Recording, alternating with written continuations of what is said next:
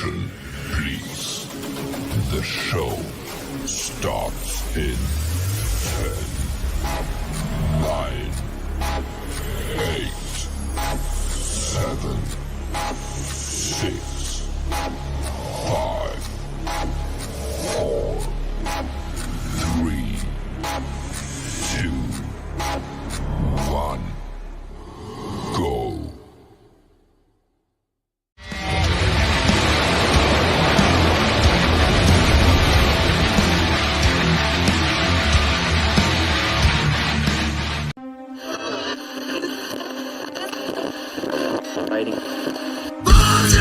Congratulations! You have found WrestleShoot, hosted by the Wild Thing Rob Wilds and the ladies' man Chris Casanova. Combined, we have 40 years of wrestling experience, and we're here to share those experiences, stories, and knowledge with you over the podcast airwaves. We'll be joined by friends of ours from time to time to share their stories and experiences with you as well. So climb aboard the crazy train we call WrestleShoot. We know how to do it, and we do it real well.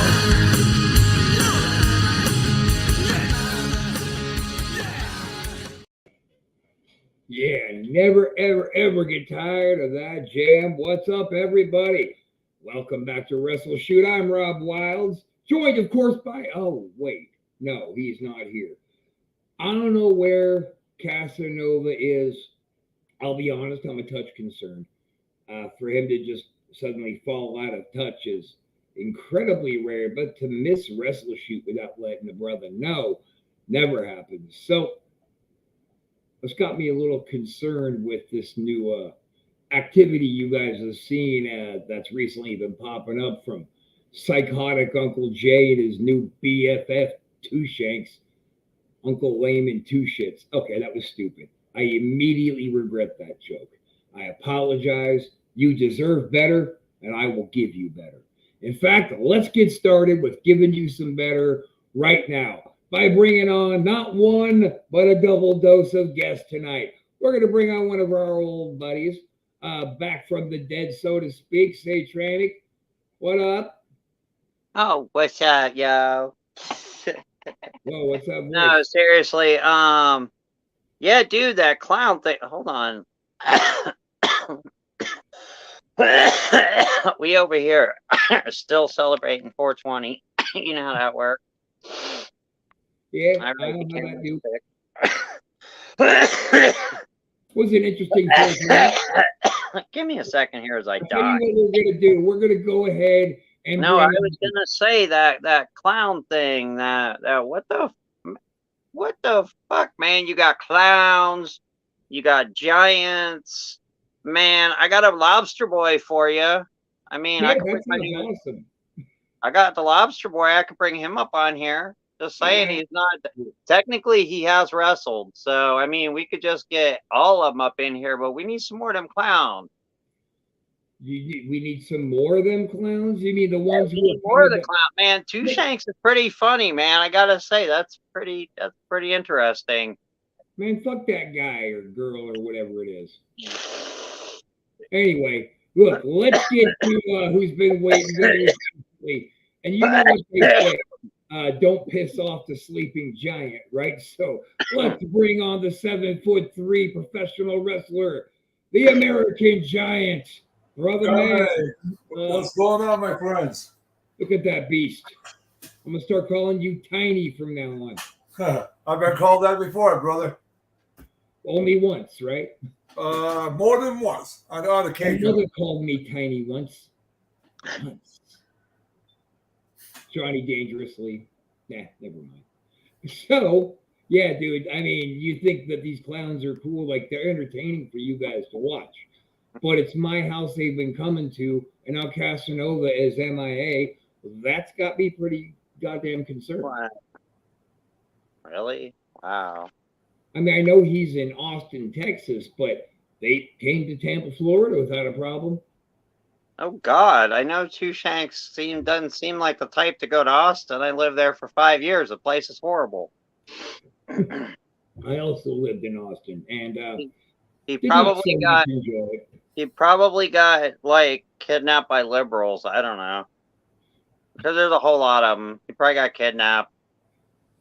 Yeah, Probably, we breach a lot of barriers here in the antisocial network, but politics ain't one of them, Jack. So keep it to yourself. Exactly. I want to talk about. I did a little bit of research up on you, and I saw that you were trained by Mr. Goddamn Malenko, the Correct. professor himself. Now it's funny because I was actually before I went and trained with Paul DeMarco, I was looking into training with Dean. We had lots of conversations about it. Well, I want to share a little story with you about that, brother. Before I was referred to Boris Malenko, I was back up in Syracuse, New York, where I was born and raised. And I got a phone call one day from the legendary IRS, Mike Rotundo. Yeah. And I got a message saying they'd call this number. So I called the number, and it's basically another one of the trainers out of Buffalo, the destroyer Dick Byer. And at that point, he told me that he just retired from the business and he's no longer. And he said he's going to refer me to the Great Malenko. He asked me if I ever heard of the Great Malenko. I said, no, I do. I have no idea who this guy is. So he told me, well, I tell you what, I'm going to refer you down there. You'll be getting a phone call within 3 days. And guys, I tell you what, 3 days later, I get a call from Malenko. And welcome me to his camp, and he says, if you can get your butt down here, get trained, let's get you started. Yeah. And I tell you what, man, that was a whole different life experience for me at that point. And I trained with a lot of the guys from the WWE. I must say WWF at that point, and WCW. And so I trained with a lot of those guys, and they said, you have potential. Just get in there, bust your ass, and that's it. And just wrestle hard. That's all you can do. Learn from it and keep going. And here I am 31 years later, man. I'm still learning about a lot of things, especially the new talent and the new promotions today. And, there's a lot of great talents out there. But today versus the old school, here's the question I have. How come today they don't bring in giants like myself or, say, Paul White, the Big Show, if he wanted to get booked? How come they don't bring him on the Hardly anymore? I don't have an answer to that. It certainly isn't because Vince is opposed to giant people. The bigger, the better to him. I mean, for Christ's sakes, look at El Gigante. That guy fucking sucks, man. Or sucked. He's gone with us now, but he was managed by Bill Alfonso. That's true. It's true. Dude, if you're listening, you're the man. Expect your happy ass on WrestleShoot one of these days. Not only he was managed by Bill Alfonso, I think he was managed by Harvey Whippleman, if I was right. Yep, that he was. And nowadays promoters today don't want to deal with giants hardly. My question is why? Because number one, you got great new talent coming in. I heard through the grapevine, and I don't know if you guys back this up or not, a lot of the regular wrestlers today don't know how to wrestle a giant to do great matches with. That's why they don't have a good program for Omos right now in WWE or whatever. So look at that dude. He's this big giant dude, and they don't know what to do with him. The thing is, even a kid who's only 3 months old in the business, if he just employs the most basic of psychology, then you could have a 5-star match with any fucking giant. Dude, if they had brought Omos out and he had did them matches when you used to see guys like, I don't know, Earthquake, guys like those where he's fighting 3 guys at a time. You'd put 3 jobbers in the ring and have them just destroy the shit out of them. Right. You know what I'm saying? Just and stack them on top of each other. They're not doing that kind of stuff. They're they just bring Omos out and he's this big dude. Oh, but he's big and he kind of sucks right now. And then because he's still green and he's still stiff and they just don't have a program for him over at the Performance Center for big guys or whatever. Because look at him and look at Braun Strowman. They don't know what the fuck to do with either of them dudes. And they keep putting him with these little dudes. Like, here, we're going to put you with a little guy. Because they had Braun Strowman with Ricochet, which I love Ricochet. I love Braun Strowman. Don't get me wrong. Right. But you look at the big end, but they put almost when he first came out, they had him coming out with AJ Styles. Like, what? That didn't make no sense.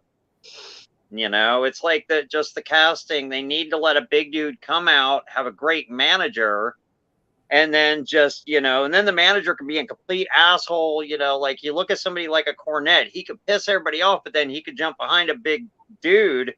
And then you wanted to kill him, but then the big dude's there standing in front of you. And then you got to get through this guy that's killing 4 or 5 opponents at a time. You know what I mean? Comes out, you know, wrecks a bunch of people in a rumble, stuff like that repeatedly. That's how they built up Andre. You got to think, Andre won all the Royal Rumbles because why? It's because he was billed as that big giant dude, and he just came out and broke people, you know? Sure. So that's why they're not doing it, because no one knows how to anymore. That's exactly right. It seems worth mentioning. For some reason, my mind keeps going back to this. Or does anybody share my opinion of Whippleman when he was with Giant? It felt to me like he did everything he could to mimic what Fonzie was doing with him first. I give a lot of credit. I give a lot of credit to Whippleman. I thought he busted his butt. I thought he did a great job with, especially with Elegante or Giant Gonzalez, whatever you want to call him. He, especially with Sid Justice, him alone. You know, 6'9", 6'10", a great manager. I just think when it came to managing the Giant, right. He just looked at what Alfonso did and just said, yep. I'm going to do that. Exactly. They all did great with the Giants back then. They know how to do the psychology, just like Satranic said. And nowadays, you don't see that. What you know? It's like me, man. I used to love to get booked with a midget. Oh, I would too. My shit, dude. We would work so much A+ psychology, and neither of us would even break a sweat. And then I would end up putting them over because, duh. Right, that's what makes sense. What, me go over on a midget? Well, I'm just a bully. Right. You got to make it comedic. You know, if you're going to go an angle like that, you make it funny, because people don't go to watch wrestling just because it's a bunch of dudes wrestling. They want storylines. They want to see stuff. They just don't want to see these. I mean, back in the day, the WWE would do like WWE, WWF would do 3-month cycles. You know what I mean? They do between 1 to 3 months of a storyline. So you could go from one of the quarterly bigger shows like SummerSlam, obviously the Royal Rumble, the WrestleMania, but you got literally your quarterlies, but then you had the couple shows in between that were your build-ups, and you have your matches, and they totally gotten away from that dynamic. And then they have these storylines that last 6 months, 8 months. Like, you got the Bloodlines, going on 2 years, 3 years, 8 years? I don't know. I stopped acknowledging Roman Reigns was even a wrestler at this point. I just thought he was a dude with some chili peppers around his neck that got the best manager in history. And that's pretty much, you know, I don't know. That's kind of how they got him over. So, well, one of the building storylines that I loved watching was WrestleMania 3 when Hogan wrestled Andre. And exactly, that was my favorite WrestleMania of all time. That's like my favorite, most endearing WrestleMania. Between that and WrestleMania 1, when Andre wrestled John Studd, those are the two that brought the chemistry together, psychology.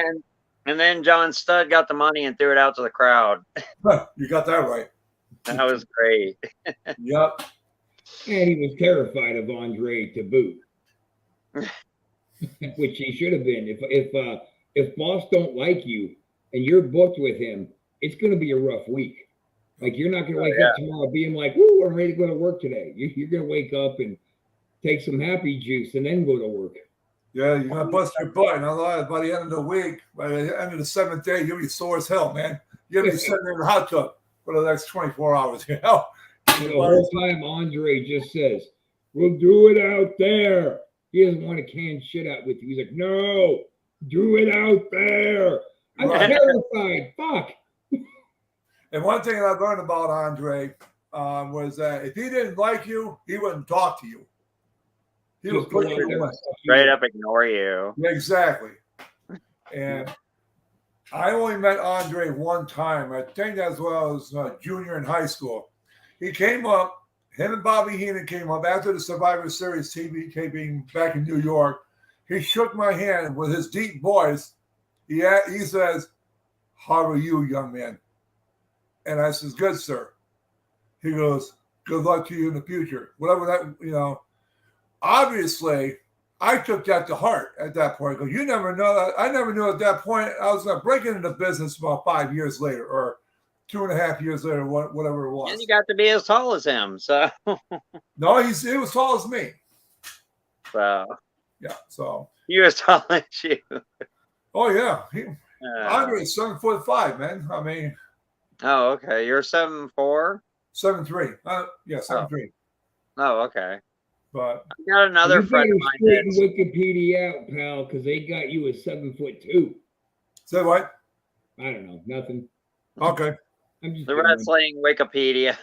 Oh, they don't tell having the truth anyways. That's why I gotta say, just come out here and make it right. 7'3". That's my height. Yeah. We got to get you to come back on with Chris, man, because he is the fighter of giants, boy. That guy, that dude wrestled Kali, and he was outside the ring. Kali reached over the top rope, snatched him up off the floor by his neck, up and down hard.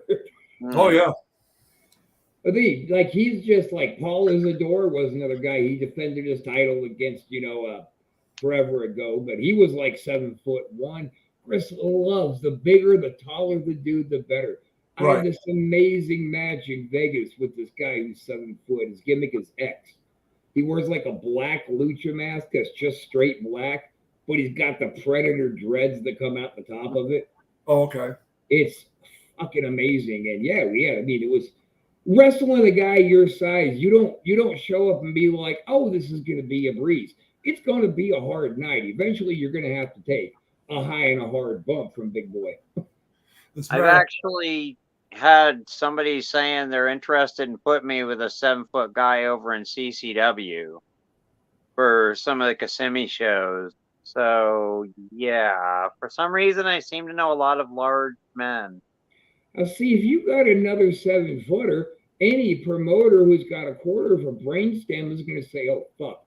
Let me tag Put those two together. literally tag team these monsters. Just let them go out there and decimate. Exactly. Yeah. Because then whatever baby team comes over and eventually beats them, well, they are super baby now. They are white hot. Oh yeah. Yeah, this guy, he lives out in LA, but he's got a ranch in like Montana or some shit. It's literally like a weed farm. He's got his own, literally a weed farm out in Montana. He's got family that has like property all up in Alaska. So well, yeah, buddy, if you're listening, he's a pretty interesting guy. Send something to me, care of the Antisocial Net. If any promotions in Florida, CCW, Championship Wrestling from Florida, anyone, wants to book me to do a match with another giant, let's get it done. Quit procrastinating about the darn thing and let's do it. I mean, let me manage one of y'all. There you go. I will manage one of y'all. And let's manage them both as the most powerful tag team in Florida. Yeah, that too. You just never know what direction this can go. For real. I'll give you a quick little thing. Back in '96, when I was asked to do the NWO tag match with Pez Wally working in Hall of Nash, I learned a lot of things from Nash. Nash came up to me. He goes, Giant, you want to take a power bomb? I said, no. He goes, you're right. We're not going to do that. He said, you're just too damn big for that, And well, no shit. He was probably honestly just feeling you out. Check your mark level. Yeah. I figure that's what he was doing. I mean, it's no big deal. I mean, you know, I just, as a matter of fact, last Saturday, I went up to Nashville, Tennessee area. I went up there with Nasty Boy Knobs, and he was in my corner when I had this another 6'4" guy, and it's supposed to be the body slam match. Well, it only lasted 5 minutes. That's what they wanted. So the guy goes out of the ring, give him a big shoulder tackle, chops him down, rolls out, give him the pity steady, comes back in, slam. I mean, that's like Luger slamming Yokozuna. I can only lift him up this high. That's it. It wasn't. I just couldn't get the advantage. But Nas kept on encouraging me. He said, "Slam him again, slam him again." So I slammed him again, pinned him. It all went well. Nice. And he demands to have a tag match. And Knobs comes up there. He goes, "I'll tell you what. I will personally get a hold of Jerry Sags, and we will have a tag team match with me in the corner managing them guys for a one-night tag match." I'm like, bring it. You know, if you can get it, I'm thinking to myself, no, that is a special attraction right there. You know, that's building it in. But these a lot of guys say you just be surprised. They don't even think those type of things anymore. I wouldn't think. You know, they just put the smaller guys in there, do what they do. That's it. I'll tell you what we're going to do, Miss Satranic. You are going to manage your pot farmer giant, and I'm taking big man giant here under my wing. And we're going to have us a war. And eventually, we're going to have a mixed tag team fucking match with the giants and the managers. Sounds good to me. Interesting. Be ready, you never know about grabbing by your throat and choke slam. Can you smell Yeah, that? I think my money's on me. It smells like victory. It smells like we've already won. That's right. That's right. No, that's just you smelling the tips of your fingers because you ran out of toilet paper. That's all that is. I'm going to give you the benefit of the doubt that you've been smoking weed, and that's why you put out such a horrible zinger. And we're just going to let you retract that one.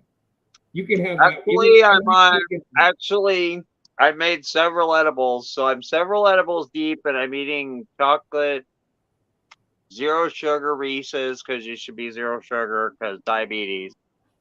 So yeah. I'll smack the diabetes right out you. Man, if you even dreamt of kicking my ass, you better wake up and say you sorry. Man, that's my line, except I say apologize. Better wake up and apologize. Are you sure you ain't Two Shanks?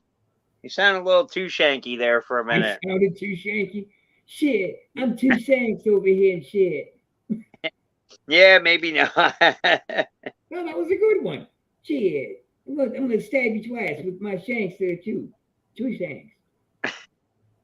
Exactly. Hey, I want to hear more about what were you saying about the NWO thing or whatever. Well, at that point, I walked to the arena, and the promoter or the booker, Paul Warndorf, called me into the locker room, asked me if I could work the NWO match. I said yes. I said, would you have in mind? I guess Pistol Pez's partner did not show up. I guess he had other obligations or something. He couldn't make it. I said, yeah, I got my gear with me. So he says, okay, an hour and a half, you're going to go on the air with Scott Hall and Kevin Nash. Okay, no big deal. He said, just learn from them and keep going. So got dressed out, did everything out right. And Pez and I went over the match prior to them coming in. Hall and Nash came in, did what they want to do, just went out there and do it. And one thing that I will say, Arn Anderson is one of the greatest guys in the business. Yeah. He came up to me. He goes, whatever you do, pretend the cameras are not there. Pretend it's a house show. You go just right. And that was my mental state. That's okay. And I came back, got back to the dressing room when the match is done. Both Anderson and Bischoff came up to me. You did a great job. Thank you very much. We appreciate you. Great selling. So I said, okay. you're very welcome. He goes, just keep up the great work and just keep pushing. So that brought me encouragement that night. You know, hanging around with the big boys is no different than hanging around with the independents. I mean, it's just that simple. You know, a lot of the guys that I knew in the business who were in there before I was, they get so excited by working with guys like Hogan or Mr. Perfect and all these guys. Guys, it's just another part of the locker room, except they're up here and the independents is down here. They're climbing their way up. That's all it is, you know. And I tell these guys all the time, anytime you have a match, keep your ass humbled. Because if you screw up, get the big head, it's going to bite you. It's going to bite you and tear your ass down. You'll be gone. And I meant that. I still mean that today. So, you know, and you go out there with too big of balls and you stumble a little bit early, you've killed your own confidence for the rest of the match, and now you're going to suck the rest of the night. Pretty much. You know. So I'm guessing you're not a fan of bullies. I am not a fan of bullies. I will take a bully. I will stop them real quick anytime. As a matter of fact, I'll tell you something. The other day I was eating dinner at Denny's the other night, and I'm sitting there looking around. 3 kids came out of the men's bathroom, started swinging at each other, and I thought they were horse playing, whatever. One of them took a really serious hit and hit him, and another one double teamed him. I said, that's freaking it. So I dropped my fork down, got up. Then the waitresses were like, oh, shit. And I told them guys, hey, break the freaking fight up. What is the problem? You think this is an arena or something? This is a public restaurant. Go home, go your way. And if you ever come back here again, I'll make sure the police will come and take you guys out of here. Do I make myself clear? I'd be more scared of 7-foot motherfucker screaming at me. Yeah, you should have said, if you come back again, I'll eat you. Basically, they said, yes, sir, yes, sir. And one of them was like, well, they kept on being bullies. I said, number 1, I will not tolerate a bully. Number 2, do not let me catch you back in this restaurant again. Motherfucker. Exactly. Number 3, this is a place of peace, not no WWE zone. That's what I told them. It just came out of my mind, spat it out, whatever. And the officials in that restaurant gave me the biggest thank you. You know, it's like, how did you do that? Well, I'm you're overselling yourself. How do you think? You're 7'3". Yeah, exactly. It was the most glorious and brilliant thing that has ever happened. Everybody had tears in their eyes. One thing I do not put up with is bullies. I hate it. It's disgrace. I don't give a fuck what people say. They can mock me all they want. I don't care. I will put an end to it if I see it. Squash it before somebody gets hurt or even fatality can happen. Exactly. That's it. They meet someone like you and you can just choke slam them. I mean, that's just not the right idea. I don't know. That even to me, I'm crazy. Even that doesn't seem like logic. Nope, it's not. I mean, you know. My whole take on life is people need to just stay in their lane. Whatever you believe, that's cool. Believe what you want to believe. Just stay in your lane with it. Just go over there. Don't infringe on everybody else. Right. Just stay in your lane. This motherfucker stays in this motherfucker's lane. This person stays in this person's lane. People might not be assholes to each other, and there could be all of us in wrestling. You know, that's what it's about, and in life in general. But damn, that's should be. His son was growled at him. And anytime I get ready for a match or anything like that, I talk to several guys that I guys like. I agree with one statement that the late Jimmy Superfly Snuka used to say: have each and every individual respect them, each and every individual professional wrestlers, no matter where they came from, how they were trained, respect them because they got here just like we got here. Rob got some Jimmy Snuka stories. Oh God. Well, I think that what I heard Jimmy say the most was, I'm thirsty over here, brother. Gotta give me another beer. I met Snuka one time. As a matter of fact, when he had that incident where he got arrested or something like that, the first time he got arrested, I was in 8th grade. he stayed in Syracuse at one of the hotels that I went to school with. That was up the street when he got arrested for the first time, where the sheriff's dogs bit him on the ankles, and they tried to take him down. That happened up the street from the junior high that I went. I'm like, damn, I missed all the action. So real quick, here's a good Snuka story. He's the only name I'm going to mention, but there was a whole bunch of us in for a show. It was a charity show for some high school wrestling team. And one of their high school wrestling guys came in this van to pick us all up and take us over to the airport, or to the hotel from the airport. Immediately, this guy starts bashing pro wrestling, and he's a real wrestler, and he really gets down there in the grit and blah, blah. Now, Jimmy was already fucking drunk, sitting directly caddy quarter to this kid in the back seat. We finally get to the hotel, and he goes, let me just run in real quick so I can get your keys, and you guys can go right to your rooms. Because there were fans there who knew we were staying there. And when the kid gets out of the car, Jimmy simply leaned forward, stuck his finger down his throat, and puked all over the kid's seat, and then sat back like nothing happened. Everybody in the car is pissing themselves laughing because the kid finally comes back out. He jumps in the passenger seat to pull us around back, or in the driver's seat, right on top of a big, fresh, hot pile of Snuka puke. And he was mad, dude. And he turned around, and Jimmy started laughing, and he slapped Jimmy. Oh, and then Jimmy got those big Snuka eyes, and the kid tried to dart out of the car. I was sitting next to Jimmy. So I reached around and grabbed the kid by the throat and wouldn't let him jump out. And then a couple of receipts ensued. Jimmy was crazy. And he's dead now. So I can tell that story so there's no criminal charges. Wow.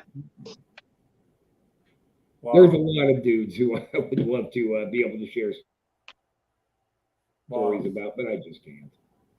Jimmy, that's just it. What's up, brother Doug? Doug, my co-host on Ghosted, coming up tomorrow, 8 p.m. Eastern Standard Time, right here on the Anti-Social Network. And to anybody else who's like on my Facebook profile or whatnot watching this show and you're posting comments, I'm not ignoring you. We can't see it.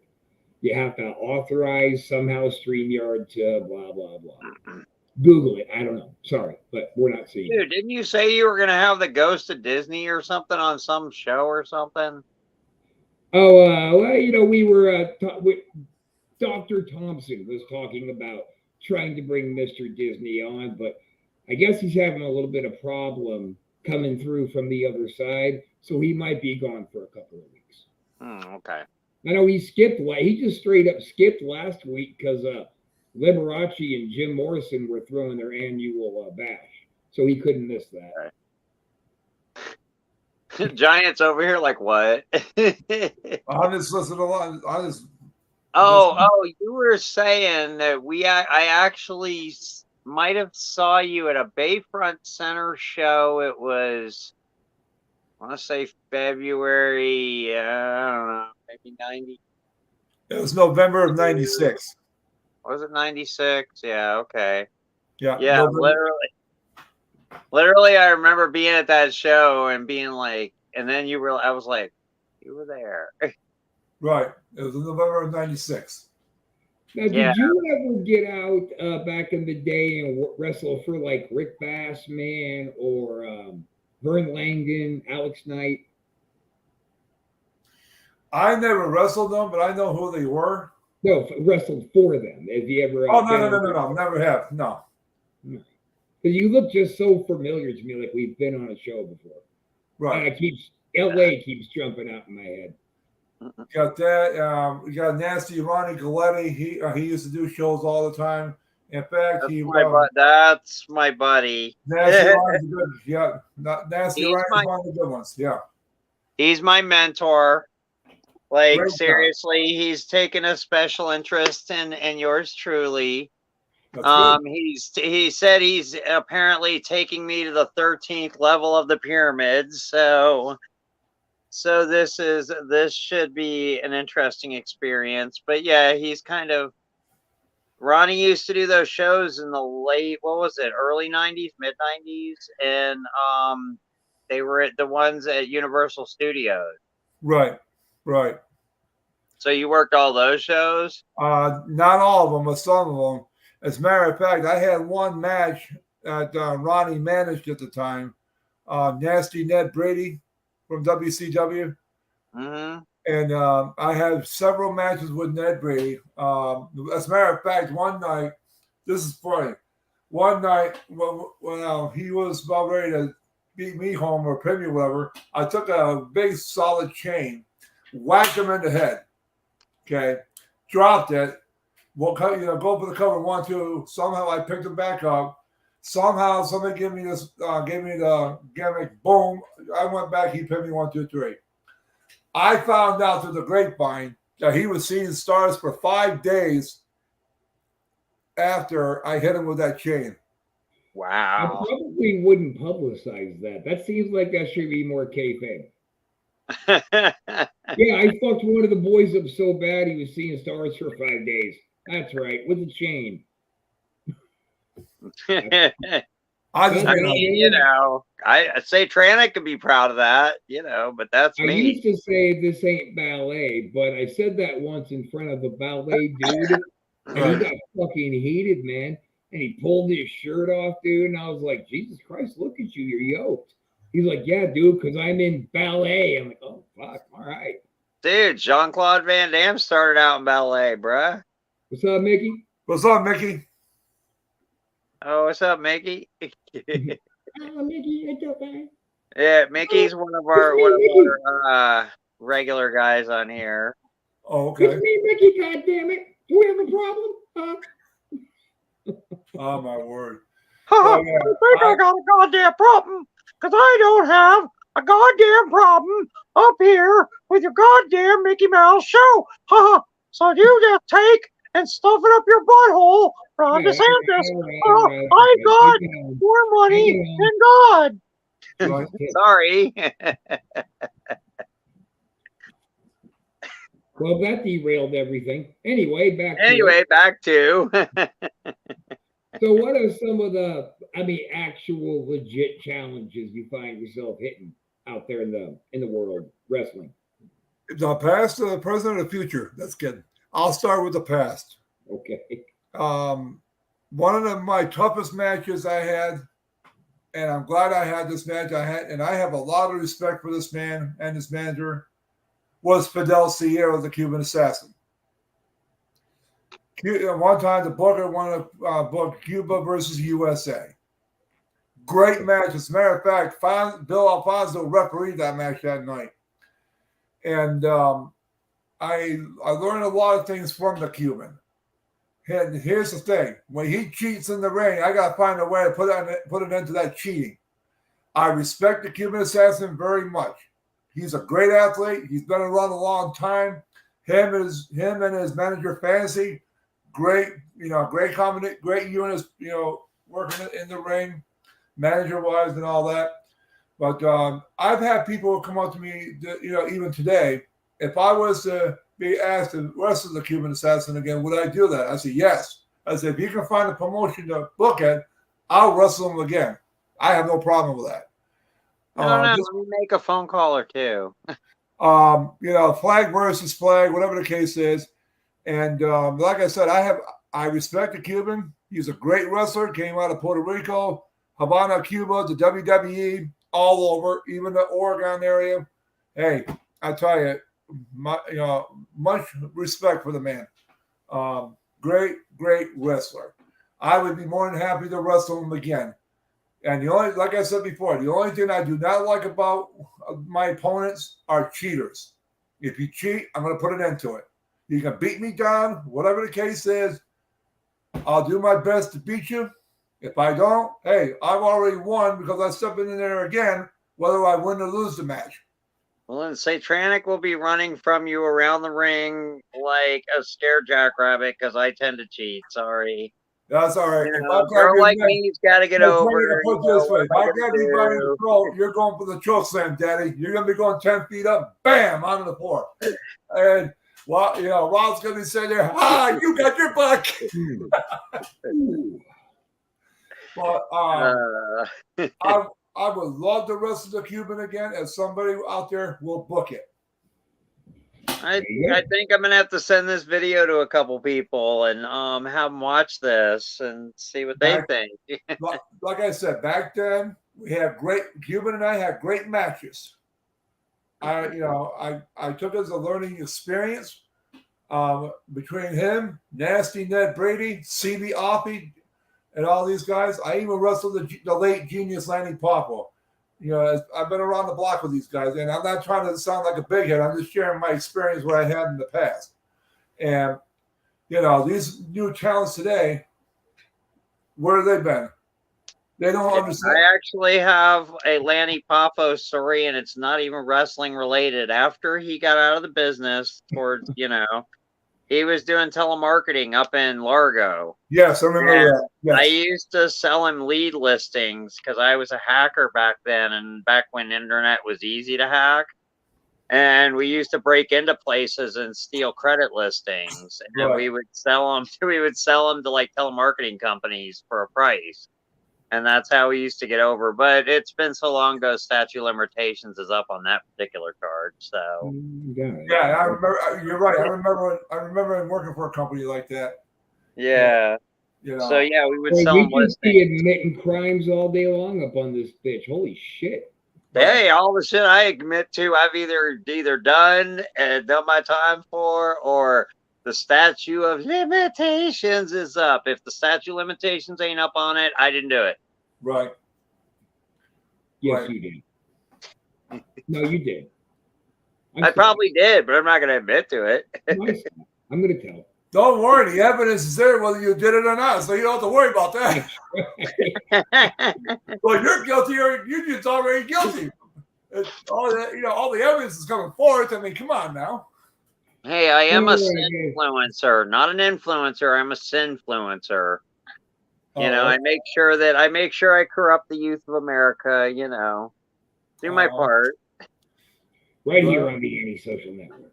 Okay, how long do we got left? Because I want to know, who's your favorite. I want to ask Giant who's his favorite opponent ever.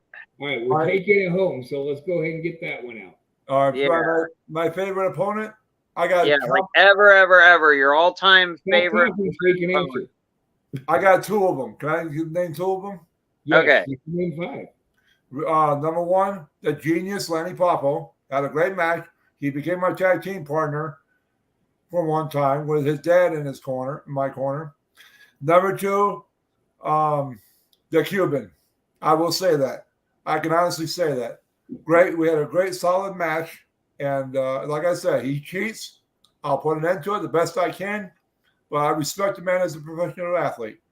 I don't know if we can get Bill Alfonso to referee that Fidel Sierra one, but if we could give Fidel to come out and maybe have up with you, how about we get someone like someone like Bob the Cooker, and have him come on and referee that maybe. Yeah, let's go ahead and take it home now instead of go over hypotheticals. Gotcha. Hey, Tranic, plug what you got to plug. I don't know. I got a show on May 27th with Tampa Bay Pro Wrestling. That's going to be at Retro Rat behind the back of the building.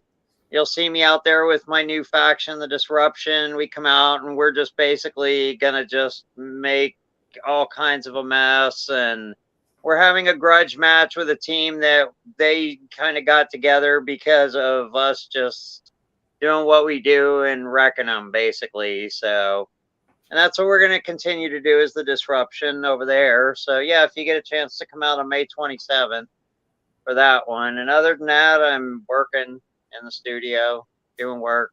That's about it. Shoot job. Giant, get your plugs out there, brother. Yes, sir. Next week, next Saturday, I got a match in Dalton, Alabama. They put me in the #1 contender for the heavyweight title for Wireglass Wrestling Alliance, and looking forward to that. And then 2 weeks after that, I'll be back in Virginia in Fort Defiance, Virginia, with another promotion for that weekend. And after that, that's all I have at the moment. Where can they find you online? Look you up. Well, this on Facebook. You can find me on Facebook, the American Giant Buck Brezner. If anybody wants to get a hold of me, you can private message me. And I just started an Instagram account, rather. You can find me under Buckamania 565. And Nice. I just started doing the Instagram thing, so that's gonna take me a little bit to build, but basically I've been doing it a while. I just don't keep up with it. About once every month and a half, I update it. I've literally got pictures with Chris Jericho from like a month ago that I haven't posted. So, okay. don't feel bad. No, I mean I'm not. I mean, it's one of those things, you know. Yeah. And So with that being Buckamania. said, guys, Okay. we're going to be making some announcements here pretty soon on the official Antisocial Network. We're going to be diverting traffic over there. Our growth rate here with the Antisocial Network has been like exuberant. It's been going really, really well. So we're going to ride that wave with you guys and bring you a whole lot more quality content. Don't forget to catch Ghosted tomorrow night with myself and Doug Damien, 8 o'clock Central. Then we have at noon Central, we're going to be doing What's the Difference with me again. And the Butcher discussing the differences between the United States and the United Kingdom. And we'll be joined by Vanessa Race from Canada, so we get a Canadian take on it. That's Oh, you don't want my take on Canada. Right. Yeah, let's end the show with a little bit of hate. That's always awesome. Good No, job, I got kicked out. No, just to leave everyone in suspense, I got kicked out. You're Miss Anti-Hate, but you're putting your hateful rhetoric. No, I don't. No hate at all. I just got